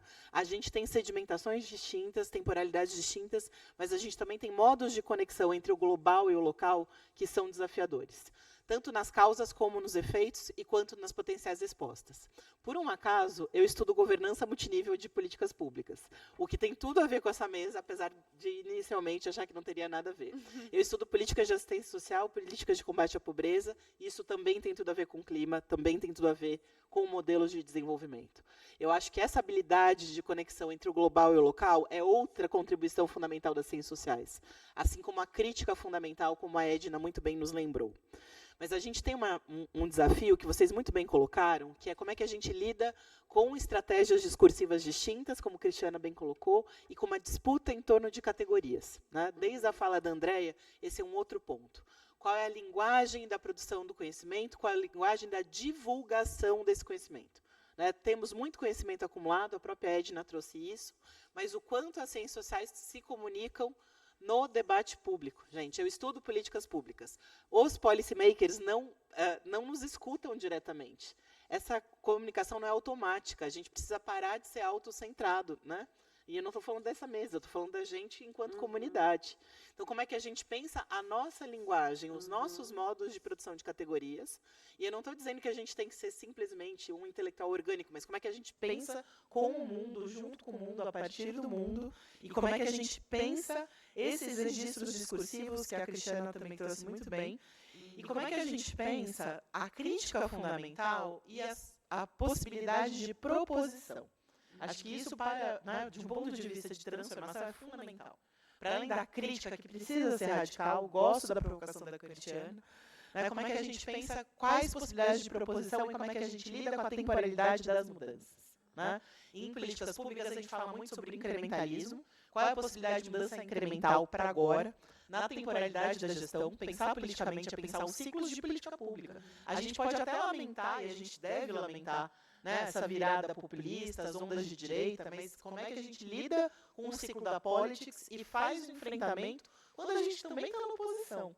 Eu, como paulista, né, que vai votar domingo, agora, bastante preocupada, né, como é que a gente lida com isso? Isso é um fato da democracia. Como é que a gente aprende estratégias de resistência e aprende com os movimentos sociais? Acho que esse é um outro ponto. Quais são as possíveis coalizões de crítica? Como é que a gente repensa o lugar, né, de nós, acadêmicos das ciências sociais, no debate público? E nesse debate que é premente, que é necessariamente interdisciplinar, como você bem colocou, né? E como é que a gente pensa, então, como é que é o nosso papel nesses enquadramentos analíticos?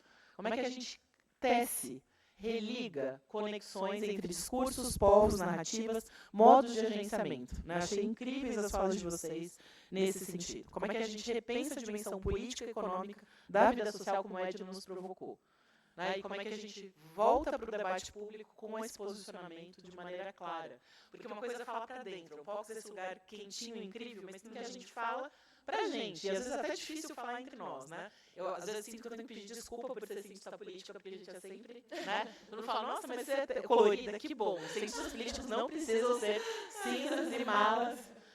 Isso, eu adoro o vermelho, mas esse é um lugar importante, né? A gente não é, né? Como é que a gente fala sobre instituições com muitas linguagens? Como é que a gente espera também abordagens muito, né? A gente já precisa de pluralismo metodológico, teórico, e a gente precisa conseguir falar a mesma língua entre nós e para fora. Então, vocês me provocaram muito a pensar nessa utopia, quais são os sentidos possíveis do futuro a partir da crise. Então, já abusei do poder do microfone. Eu penso que a gente poderia abrir para algumas colocações e depois a gente volta nas respostas. Quem gostaria? Ótimo. Você passa, por favor? Tudo bem, mas vai dar tudo certo. A gente tem 15 minutos, então é uma... tá ótimo. Então, bom dia. Maicon Norberg Schubert, da URGS, com a Ana Lorena também lá na casa, né? Assim, que bom que tem 15 minutos, né? Os painéis a gente está sempre apertadinho de tempo, 5 minutinhos, né? E aqui a gente consegue fazer um pouco mais de diálogo agora em 15 minutos. Você tem 2 minutos, porque tem gente... Ok. Então, assim, pensando um pouco só no que a Renata falou, acho que ontem no painel dos intelectuais, o colega ele fez uma proposição, uma provocação bem interessante, que é tratar como mediadores, né? Assim, intelectuais como mediadores. Eu acho que esse é um desafio interessante. Eu gostei muito da posição que ele colocou e eu acho que dialoga com o que a Renata argumentou agora também. Eu queria centrar a questão, assim, principalmente, né, Cristiana, e também dialogando um pouco com o que a Andrea falou e, de repente, o que a Edna, né, principalmente comentou sobre desenvolvimento, nesse núcleo do negacionismo, assim, né, que instiga bastante de onde é que está surgindo, qual que é a origem, né, qual que é o propósito desse discurso negacionista, assim, em torno de que se organiza o negacionismo, se é algo muito centrado nessa questão de teoria conspiratória, uma coisa mais aleatória que sempre existiu, ou se é algo organizado, né, com uma perspectiva de desenvolvimento, inclusive, né, o neo-extrativista, exploratório, usurpador, né, enfim, se também tem essa perspectiva de poder, esse discurso, né, e onde é que ele se manifesta, e também se isso tem algum tipo de eco dentro da política de ESG, nas corporações, enfim, né, que eu acho que também é um papel importante, né, já que a Renata provocou, da gente ter um espaço de mediação e diálogo também dentro das corporações. Eu acho que esses espaços estão sendo ocupados por outros mediadores, e a gente, enquanto intelectuais, tem tido pouco espaço e pouca participação nessa discussão, mesmo de maneira mais crítica, enfim, com outro olhar, né, que inclusive, enfim, contribuiria com essa discussão, mas eu acho que é um espaço importante de disputa. Eu queria saber se esse negacionismo tem eco também dentro da política ESG, e se teria no futuro também, se o mercado faria uma leitura disso, incorporaria esse discurso negacionista, né? Então, eu queria entender um pouco os impactos que tem esse discurso negacionista agora na contemporaneidade, né? Obrigado.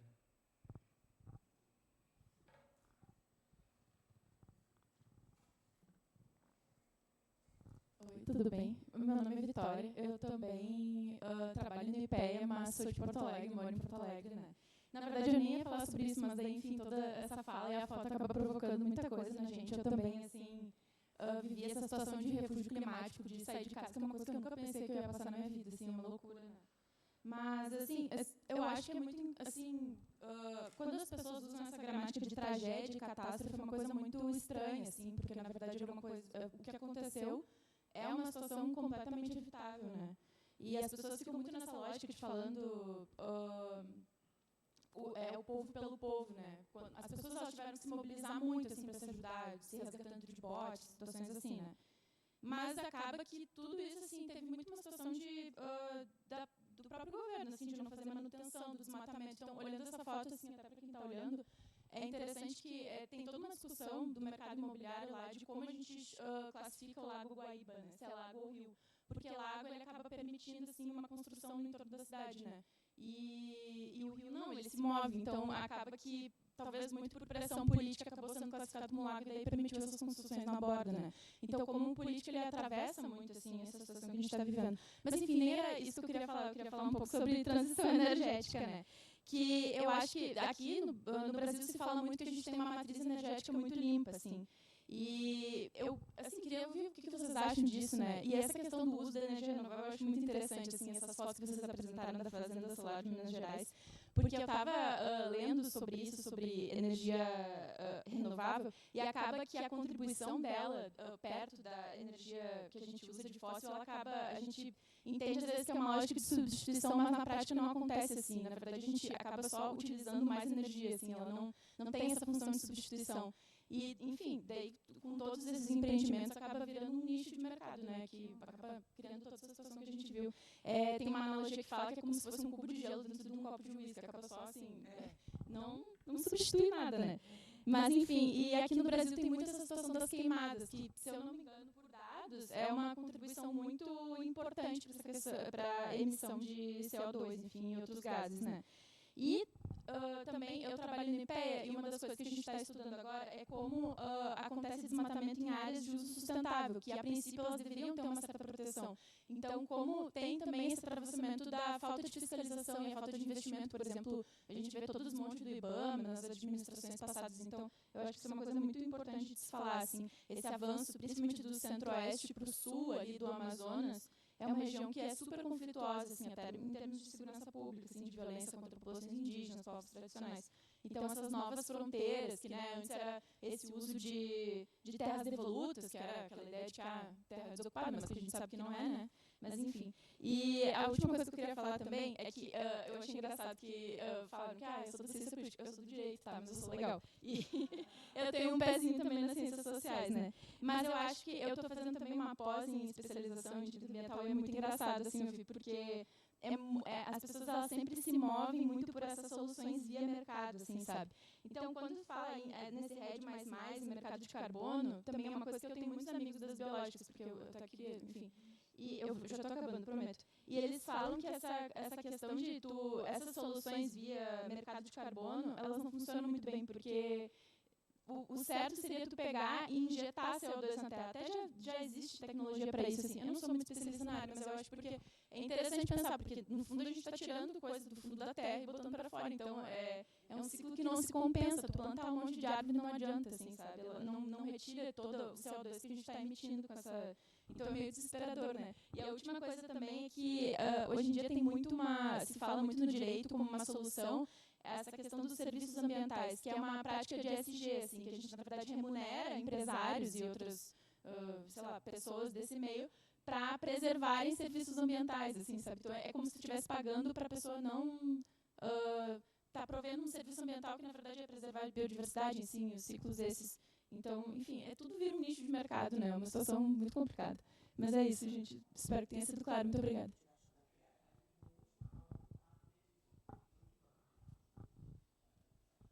Olá, gente, me chamo Ronaldo.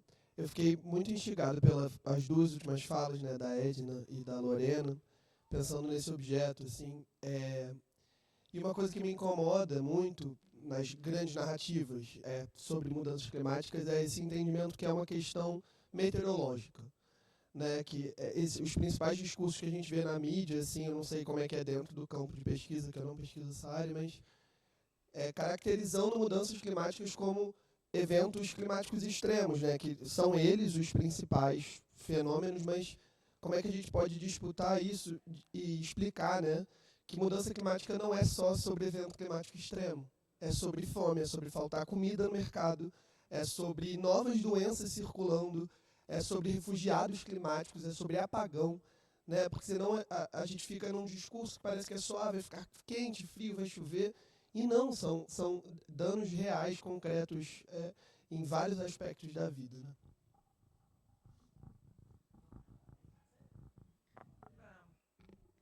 Bem, gente, muito obrigada. Acho que são palavras finais também, porque não temos mais tempo. Eu queria agradecer, né? E eu acho assim que o risco seria eu começaria tudo. Tem material para falar mais 15, 20 minutos aqui e a gente não tem esse tempo, né? Eu queria reagir às questões e também algumas coisas colocadas pela mesa, né? Como a gente pontuou, e Edna e eu, já tem mais de 30 anos aí de conhecimento acumulado sobre essas questões, que podem não estar, eventualmente, sobre o crivo ou rótulo mudanças climáticas. Eu queria chamar muita atenção sobre isso, porque ao longo da minha docência de 32 anos, eu tenho observado ultimamente que, talvez pelo efeito da internet, não sei, na nova geração, que quando né, porque as pessoas buscam na internet, né, pelo nome. E, às vezes, quanto que isso afeta as ciências sociais, porque os jovens cientistas sociais, às vezes, perdem a capacidade de estabelecer links e correlações temáticas. Né? Mesmo quando a gente não está falando com o rótulo, mudanças climáticas, nós estamos falando sobre meio ambiente, as afetações, e tudo isso tem a ver com as mudanças climáticas há 4, 5 décadas. Né? Então, é só para chamar a atenção que nem sempre você buscando mudança climática, painel, você vai achar o debate mais crítico, alguma coisa assim. Então, é para pensar um pouco sobre isso, gente, como é que a gente é capturado por hashtag tal coisa, essa cultura, que eu ia chamar. A segunda coisa é que só jogar flashes para reflexão, porque não dá para desenvolver, né? Quanto que as ciências sociais também, a pauta das ciências sociais vem sendo capturada, né, e colonizada por mudanças na economia e na sociedade. Edna abordou que desde os anos 90, o que aconteceu, pegando temporalmente, né? Quer dizer, com a economia, com a sociedade, e as ciências sociais começaram a falar de globalização, do fim das utopias, fim da globalização, tudo é consenso. As ciências sociais também embarcaram nessa onda de que não tinha mais conflito, não tinha mais luta de classe, não tinha mais não sei o quê. E aí, uma provocação, adotaram categorias como desenvolvimento sustentável, que é uma categoria do pacote hegemônico, Banco Mundial, instituições, que foi colocada e que foi assimilada pelas ciências sociais como conceito. Quando, na verdade, aquele relatório Brundtland não tem nada de conceito. Como é que você chama de conceito uma definição que não é definição? Desenvolvimento sustentável é aquele que atende às necessidades da geração presente sem comprometer as gerações futuras. O que é geração? O que é geração do presente? O que é necessidade? Sabe? Então, estou estimulando um pouco o pensamento crítico a respeito de certas concepções que as ciências sociais vêm absorvendo acriticamente. Né? Então, é isso. Isso aconteceu muito na questão ambiental ao longo dos anos e a gente vem mantendo um GT aqui há 20 anos, né, criticamente sobre conflitos ambientais na contramão dessas abordagens assim, acríticas, né, de uma sociologia não crítica. Né. Por fim, o que eu trouxe aqui, eu vou tentar responder assim, em conjunto, e foi o final da minha fala do webinário, que eu tinha mais preocupação com a violência lenta do que com a violência nua, que são conceitos com os quais eu tenho escrito e trabalhado. O negacionismo é uma violência nua. Nega, cria essa coisa toda. Isso daí eu acho que, para mim, é menos preocupante, sinceramente, do que a violência lenta, que é o que eu tentei trazer aqui através do ESG, que é essa captura da crítica, da visão crítica, não é? Pelo capital, né? Oferecendo à sociedade saídas, entre aspas, que não são as saídas. Né? Eu acho assim, essa história de violência nua, violência lenta, eu já publiquei num artigo sobre o antiambientalismo, que foi o tema da minha conferência aqui na Ampox há 2 anos atrás, a conferência virtual ainda na pandemia, não vou desenvolver, mas eu acho que é isso que eu tentei trazer, quer dizer, a gente tem o problema do negacionismo, evidentemente, a violência nua, é o visível, está aí, e acho que a gente consegue identificar, mas esse nível sutil de uma violência, de um discurso que viola, que anula a crítica, que descriminaliza a crítica, que criminaliza a crítica. Quer dizer, as empresas estão tomando conta da situação, a sociedade pode ficar tranquila, porque agora tem o SG, tem o IRMA, tem o FSC, tem os selos, então está tudo resolvido. Então, eu acho isso muito perigoso, que é o que vem acontecendo para mim nesse momento. Né? E quanto à matriz energética, A gente ontem mesmo debateu um pouco sobre isso no final do colóquio lá da aba, né, à tarde. Quer dizer, a gente... É isso um pouco que a Edna disse, né? Não adianta você ter uma lista de fontes e tecnologias energéticas, solar, eólica, biomassa, PCH, pequenas centrais hidrelétricas, se essas fontes, se essas tecnologias de geração de energia, elas estão sendo mobilizadas para gerar a mesma sociedade, o mesmo modelo de desenvolvimento. Então, que você tenha esse modelo plantation de eólica, modelo plantation de solar, que é tão violento, é tão expropriador, é tão antiambiental, né? Do que qualquer outra coisa, né? Então, acho que a gente vem trabalhando com isso já há algum tempo também, e não dá para me estender muito mais, mas a gente tem publicação sobre isso, né? Tem artigos que a gente já escreveu sobre isso. Eu convido vocês a pesquisarem, entrarem no diálogo mesmo com os textos que estão ali, mas as ideias estão desenvolvidas de uma forma mais consolidada, eu espero, né? Eu só tenho que agradecer a todo mundo pelas perguntas, por estarem aqui, todo mundo assistindo, e as colegas pela oportunidade. Acho que eu me estendi, desculpa, viu? Porque é difícil. Tá. Bom, vou tentar ser muito rápida, mas é bem difícil. Bom, vou escolher algumas coisas, né? É assim. Então, eu vou comentar um pouquinho da Renata e um pouquinho do Michael, acho, né? Só assim, já pegando a esteira da Andréia, eu acho que tem vou usar um caso, um colega das políticas públicas me chamou esses tempos para me perguntar assim, eu estou com um trabalho que eu propus, eu não sei como escrever, aquela coisa, né? Sobre políticas públicas municipais, políticas climáticas. E aí era sobre mitigação e gases, mas eu não estou achando dados. Aí eu falei, bom, é que eu acho que talvez... Então, assim, aí eu falei, quem sabe tu olha para a política de saneamento? Porque isso vai falar sobre mudanças climáticas no âmbito municipal. Quem sabe tu olha para a política de assistência social, de defesa civil, né? Então, eu acho que tem uma questão aí que é não ficar, como a Andréia falou, focado porque aí é isso também, né? Todos nós temos que adentrar nessa agenda, ela é inevitável, mas aí a gente precisa adentrar mesmo, né? A gente precisa entender o que isso significa.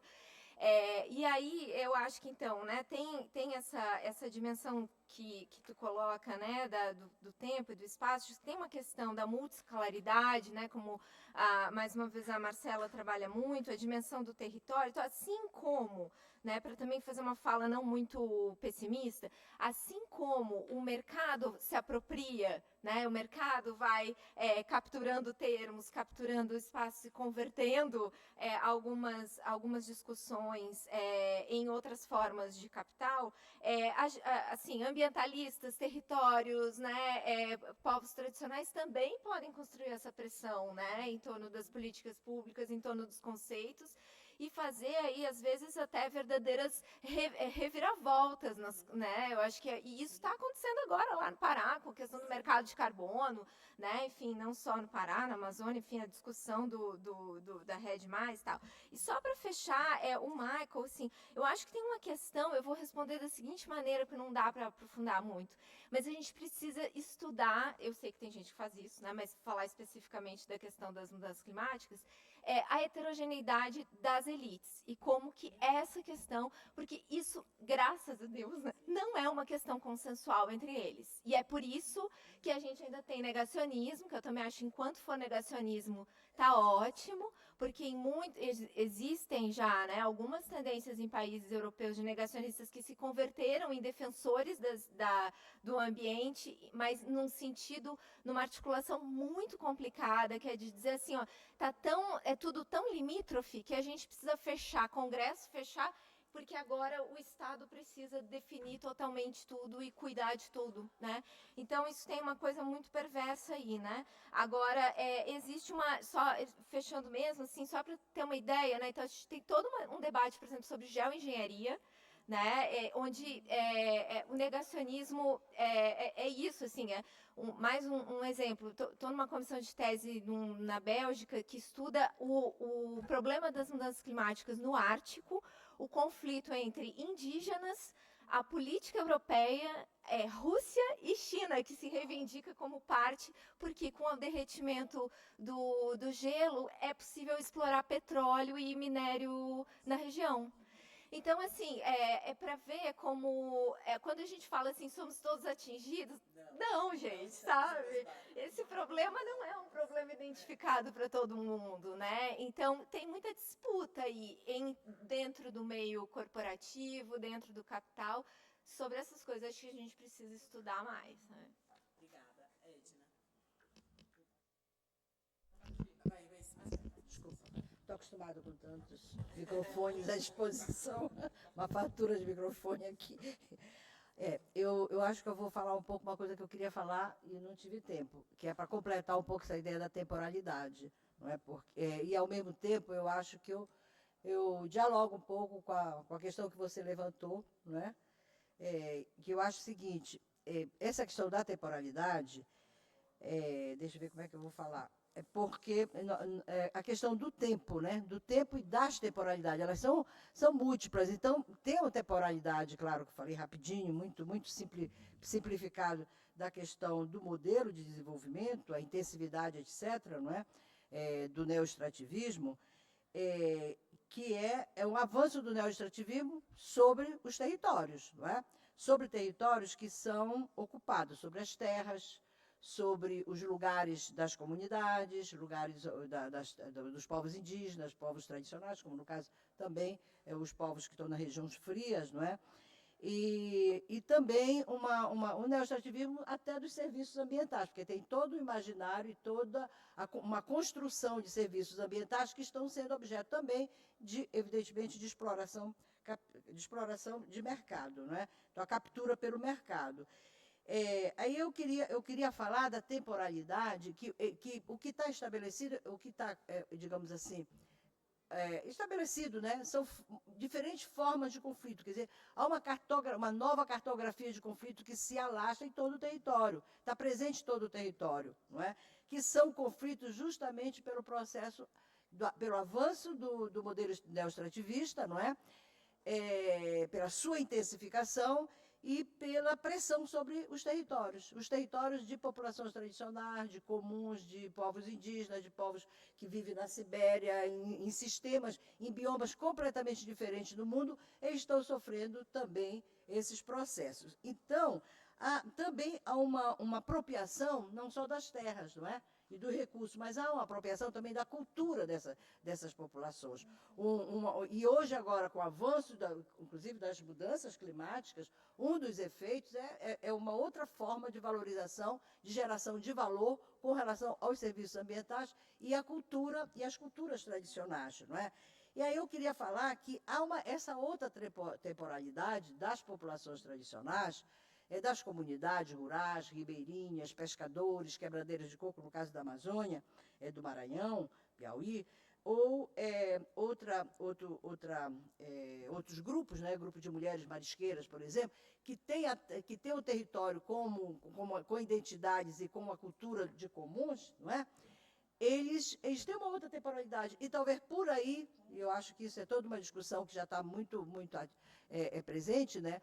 Por aí, essas experiências, elas estão nos dizendo uma outra temporalidade, inclusive com relação àquilo que eu falei de respirar, deixar que o ambiente respire, deixar que a floresta respire. Quer dizer, é uma outra concepção, né, da vida, que aí é uma outra concepção da vida, e que hoje muitos grupos, eles dizem, bom, tá aí, aqui a gente vai ter uma forma, uma outra alternativa, por aqui a gente vai ter um outro modelo, mas na verdade isso é muito complexo, é muito pouco, digamos assim, pelo menos para mim, fica muito pouco evidente, embora seja por aí uma solução alternativa ao modelo de intensificação, não é? E aí, conversando também hoje no café da manhã, foi muito rico, que o Sérgio Costa estava falando que o Davi Calpenhar fez uma palestra, fizeram uma pergunta do público lá na Alemanha, fez uma pergunta. E vem cá, essas gerações hoje que estão aqui no mundo, não é? Será que elas têm uma solução? Elas vão dar uma solução? E ele disse assim, eu não acredito, essa geração que está aí, eu não acredito, que eles nós, né? E ele disse, talvez, quem sabe, daqui 2 ou 3 gerações, pessoal mais jovem, que talvez tenha uma outra compreensão, né? Eles consigam valorizar a temporalidade que não seja a temporalidade do capitalismo, do neoextrativismo intensivo, etc., e se consiga, mas não sei se a gente chega lá, né? Se a gente vai chegar esperar que 2 ou 3 gerações tragam soluções, quando, na verdade, eu acho que o compromisso político é nosso, e eu acho que a grande bandeira que todos nós deveríamos assumir, era a bandeira sobre a vida, o respeito à vida, e aí você tem a fome, você tem a miséria, tem tudo isso que você falou, faz parte desse pacote, evidentemente, porque nós estamos falando do modelo de vida com a qual organizamos as nossas sociedades. Obrigada. E eu me desculpa muito, tá? Ter passado do tempo. Vou ter 1 minuto, né? Eu tinha 1000 coisas, desde metodológicas para falar, mas eu não vou falar. Mas então, a única frase, assim, eu acho que, assim, vou encerrar então só, além de agradecer, né? Excelente debate, mas também dizer que, assim, então, eu acho que, assim, o acontecimento das mudanças climáticas, ele coloca para a gente de uma forma muito evidente, né, para quem está atravessando ele, e somos todos nós de alguma forma, né, que se trata, de fato, de uma necessidade de reordenamento da vida social, pensando nas relações sociedade e natureza, ou seja, considerando, então, como que a gente vai articular as formas de habitar a Terra. E que isso é bastante conflitivo, né? Não são questões técnicas no sentido que a técnica costuma ser utilizada como uma forma de anular a política, por exemplo, deslocando a discussão, né? Em vez de pensar nesses termos como formas de habitar a Terra, pensando em transição energética como se isso fosse um debate de cúpula. Só para repetir uma frase que eu ouvi lá na época de Belo Monte, no Ministério de Minas e Energia. Ah, não, matriz energética é assunto de cúpula. Eu acho que o nosso papel é falar assim, não, né? Assim, não é. A gente está disputando isso, sim. E, né, enfim, vou ficar por aqui. Obrigada, gente. Obrigada, gente. Continuem por aqui, porque teremos outra mesa. Agora temos a conferência nessa sala. A gente vai desmontar essa mesa e montar a próxima. Obrigada.